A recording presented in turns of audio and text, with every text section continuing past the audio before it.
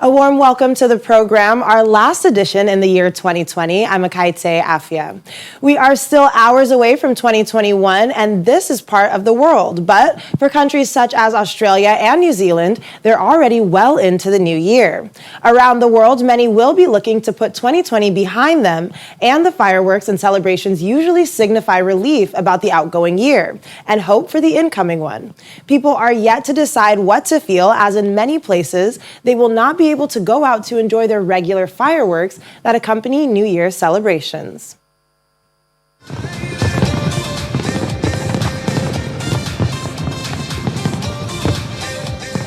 One of the first nations to ring in the new year is Australia. The Sydney fireworks display went ahead, but crowds were not allowed to gather on the city's harbour to enjoy it. Many Sydney residents simply watched the pyrotechnics on TV at home, where gatherings are limited to 5 guests.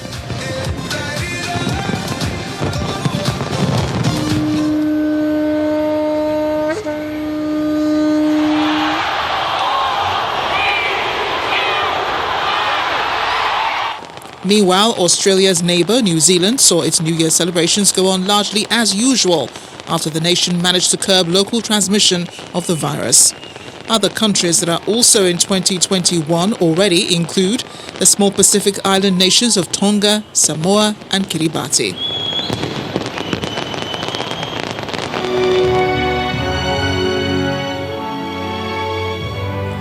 In China, the annual New Year light show in the capital, Beijing, has been called off. Celebrations are being scaled down in cities across the country. Chinese President Xi Jinping has delivered his New Year speech reviewing the achievements of 2020 in the country's fight against the unexpected COVID-19 epidemic with unity and perseverance. 我在北京向大家致以新年的美好祝福。 In Russia, public events have been banned or restricted in many regions, but traditional fireworks will still take place in the capital's Red Square and throughout the city.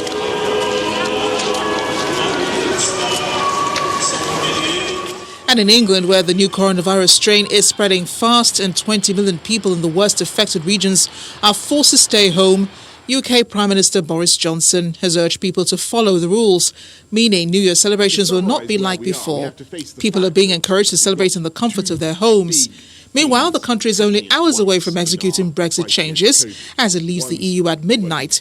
It's a huge change for many who would now be needing passports to go into EU states. We've got 2 valid vaccines and we're racing, as I say. 3, 2, 1, Happy New Year! And finally, in the US, officials have placed restrictions on festivities in many states and cities. In New York, the illuminated Times Square Ball will be dropped during the traditional countdown to midnight, but the area will not be open to the public. Fireworks have been cancelled in cities including San Francisco and Las Vegas. Well, let's get a feel of what celebrations could or could not be in the United States, where they have the highest number of coronavirus cases in the world. Our correspondent in Washington, Maria Bird, joins us now. Maria, welcome to the program. Thank you for having me. Of course. So where does the United States stand today as it concerns the New Year's Eve celebrations? Well, today it's going to be a very different type of New Year celebration. I noticed in the piece earlier, it stated that the ball is being tested, but there will not be any people. I mean, normally you see thousands, almost it looks like millions of people oftentimes when you see the shots of Times Square. But we are not going to be seeing that this year. There's barricades and blocking for blocks and blocks in Times Square areas. We're going to see many restrictions put in place. Areas like California already have very strict COVID-19 rules and regulations. And so those will be carried forth. We'll see a lot of police patrolling on the streets. There are many states that have restrictions on the number of individuals that can be inside of a household. So you'll probably see police activity roaming through neighborhoods to ensure there's no large parties at home. So it'll be a very different type of New Year's. But a lot of people are looking forward to Zoom parties. They'll be Zooming with their friends and playing games and bringing in the new year that way. And so you'll see many of those types of activities occurring. So it'll be a new type of New Year's. It'll be a virtual New Year's for many of those in the U.S. But of course, hope for 2021 and that we can really ramp up the number of vaccines that are being delivered, because at this rate now we are far behind where they were expecting us to be by the end of the year. Well, it will definitely be a new type of New Year's. And the reality is that the number of infections remains on the rise. I mean, I suppose Americans are eager to leave this year behind, but here they are. So looking ahead, do you think the stimulus bill could bring any comfort? The stimulus bill will address those individuals who are far behind on many bills. Really, the reality is those individuals that just need a place to keep a roof over their head because they are out of funds. So hopefully that will be some sort of hope for 2021. The biggest piece is going to be how we can roll out the vaccines a little bit quicker, because we've got to get schools back in for children, which then will allow parents to begin working, and it really will allow business to begin to rethink how they can transform the economic communities that exist, and allowing people to get back to some sort of work and training for new skill sets that are needed, and new jobs that are opening up as a result of the change in the economy and the change of the climate because of the pandemic. All right. Well, Maria, thanks so much again for joining us, and Happy New Year. Happy New Year. Thank you for having me. The coronavirus sure has put a damper on 2020, and after the celebrations for the new year, people will have to face the reality that the pandemic is still with us. Let's take a look at the reality in some countries. Safety is one of the most important factors to consider in the use of vaccines. With the rapid development of the COVID-19... Chinese authorities have given conditional approval for general public use of a coronavirus vaccine developed by state-owned drug maker Sinopharm. The move comes a day after the firm said interim data showed its leading vaccine had a 79% efficacy rate in phase 3 trials without providing more details.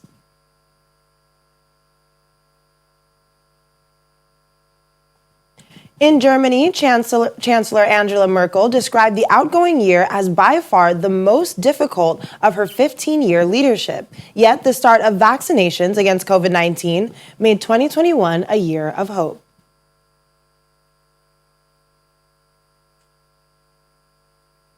South Korea is moving dozens of elderly patients from nursing homes to hospitals following criticism that government policy had led to a spike in deaths among the vulnerable residents. The country's tally of infections passed 60,000 today as 967 additional cases were reported. And finally, in the United States, Senate Majority Leader Mitch McConnell says the Senate would not move quickly to consider a bill from the House of Representatives that would raise direct coronavirus relief payments to Americans from $600 to $2,000. The United States has surpassed 19 million cases of COVID-19 already, compared with the data released about the same time the previous day. There were about 190,000 new COVID-19 cases and 4,000 new deaths in the United States within the past 24 hours. Another reality today is that in a number of hours, the UK will be out for good from the European Union. People in the EU capital, Brussels, today welcome an end to the Brexit saga. Though many say they are still regretting the result of the 2016 vote and doubted whether Britain would prosper outside the EU. The country technically left the bloc on January 31st, 2020, and the British flag was lowered in the EU capital. But transitional arrangements in place since have essentially maintained the status quo. I find it a stupid idea from England to leave Europe, because we must be one unity. My personal, I go a lot of time to the football in London, West Ham United. Now it's a big question for the future. What happened? Can it be easy to go? Must we have passport? Different kind of matters? No, it's not a good idea. I think the deal has made Northern Ireland a place apart. We wanted to come out of the European Union on the same terms as the rest of the United Kingdom. Sadly, that didn't happen, and we're now going to have to deal with that. We've been let down, indeed we've been betrayed by the Prime Minister. He promised us there'd be no border down the REC. He promised us several things. Sadly, he has failed to deliver on them all. Northern Ireland Unionists have been celebrating 100 years since their state's creation cemented their place in the United Kingdom. Post-Brexit barriers are triggering their deepest fears, being cut off from Britain and pushed towards a united Ireland. The British region remains deeply divided along sectarian lines, with Catholic nationalists aspiring to a historic dream of unification with Ireland, while Protestant Unionists remain desperate to remain the status quo. As the UK exits the EU, guess who wants to remain in Europe? Stanley Johnson, Prime Minister Boris Johnson's father. Earlier today, he says he is in the process of applying for a French passport to maintain ties with the European Union after Brexit. The former member of the European Parliament who voted Remain back in 2016 says he wants to become a French citizen because of strong family links to France. He says he will always be a European and having a tie with the European Union is important. Joining us now to discuss this is immigration lawyer Daya Fadina. He joins us from London. Thanks for joining us on the program, Mr. Fadina. Oh, thank you very much. Good evening. How are you? I'm doing well, thank you. So tell us, how are you feeling about the 11th hour revelation from Boris Johnson's dad? If he gets French citizenship, does that mean he stops being British? First of all, going by Stanley Johnson's, ancestral links to France, and the fact that his mother was French, his grandfather and grandmother were also French, automatically that entitles him to French citizenship. In fact, what he is claiming is the fact that, look, he's not actually applying, he's actually claiming what truly and really belongs to him. And this is not particularly surprising of what's going on right now, because we have a situation where there were so many Brits, British people who were quite aghast with the fact that the British people voted to leave the EU. And what so many people are doing right now is to take advantage of what's going on. Hence, the reason why Stanley Johnson, I think, made this application. I think his daughter, sometime early this year, indicated that he might be doing so, and that if he should do so, she would also be following suit. There are well over about 350,000 people who have since applied for EU citizenship after Brexit. The number of Irish people who applied for, the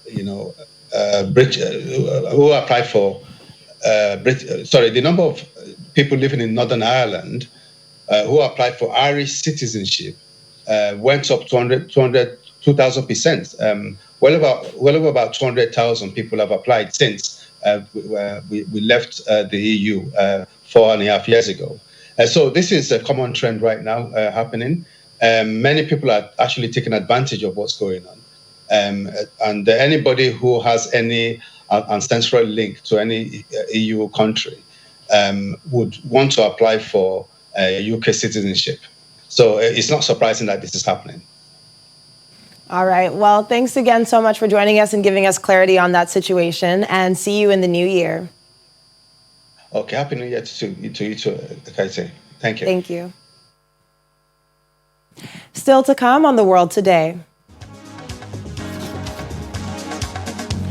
He is Nigerian-American, helping the African community in the United States not only settle in their own homes, but stay safe as well.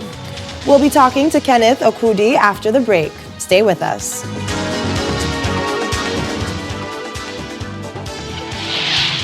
Thanks for staying with us. We've been keeping our eyes on this story since it broke late Wednesday, as we await the body cam footage of a shooting in Minneapolis. The police in Minneapolis shot and killed a man in an exchange of gunfire during a traffic stop in the southern part of the city, in the first killing of a member by the department since the death of George Floyd. The Bureau of Criminal Apprehension was called in to handle the investigation. Details about the identity, background, or race of the man who was shot were not immediately known. According to Minneapolis Police Chief Daya Arredondo, who was speaking at a news conference, officers were conducting a traffic stop involving a felony suspect, and initial witness statements indicate that the subject involved in this felony stopped fire first at the officers, who then exchanged gunfire with the suspect. Arredondo said the subject was pronounced dead at the scene by medical personnel and that Minneapolis Police Department officers were unharmed. He added that an adult female who was also a passenger in the vehicle was unharmed and that officers' body cameras were turned on.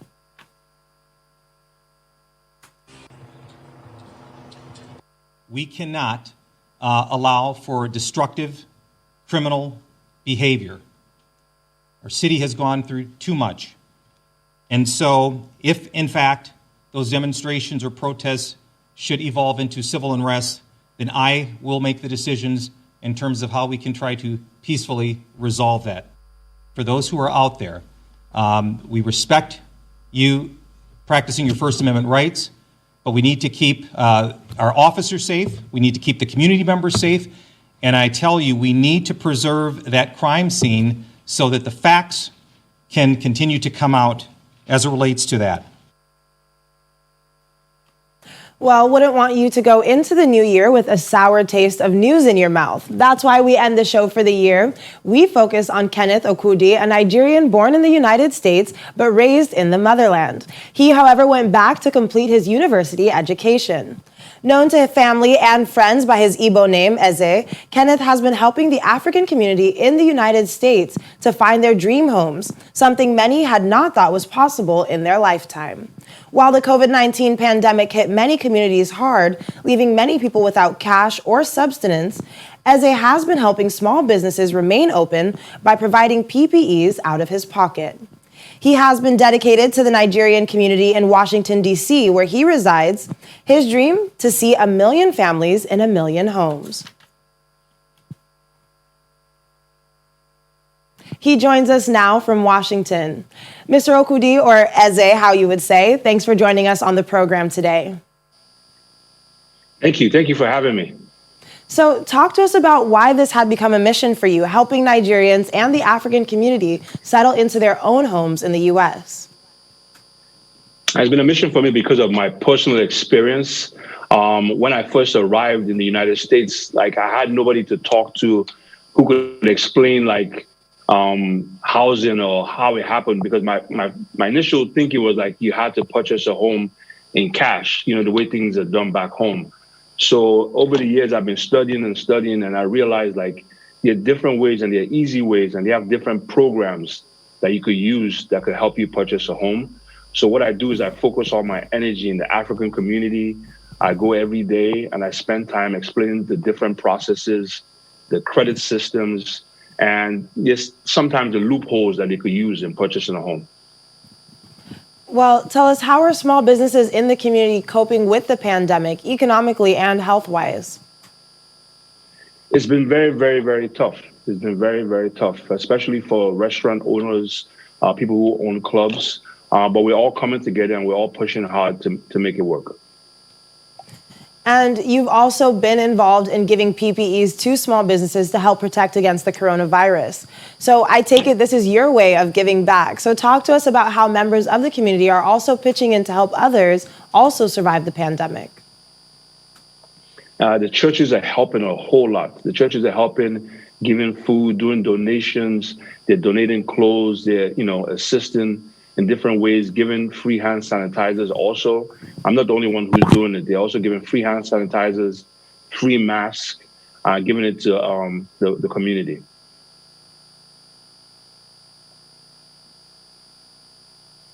And now that the vaccines are out and they're being administered, do you think you would be willing to take one? Yes, I'm trying to get one right now. I've been searching. But what they're doing is they're giving the vaccines first to first responders, nurses, people in the medical field. But I'm trying my best to get the vaccine so we could go back the way things used to be. The economy could, get better again, and we could move around freely. And I'm sure since you're in D.C. now that you've definitely been reaching out to your people back home here. So how do they feel about you being in the epicenter of the coronavirus? I'm getting a lot of phone calls, a lot of support. Fortunately, it's not as bad in Nigeria as it is over here. So I'm getting a lot of phone calls. A lot of people see my social media page that shows me giving free hand sanitizers to all the different stores, restaurants, churches, mosques. I give free hand sanitizers almost every day. It's a hand sanitizer stand, and I refill it weekly or bi-weekly, depends on how busy your business is. I give it to all businesses. So if you know anybody out there in the DMV who's looking for free hand sanitizer stand and free hand sanitizers, tell them to check me out. Easy at my Instagram is easy_OKWODU, or my hashtag, which is the easy way, THEEZEWAY, and it's totally free. It doesn't cost you anything. All right. Well, thank you so much for joining us, and it's always lovely to see anyone giving back to the community. And I wish you all the best in the new year ahead. Thank you so much. I appreciate being here. Thank you.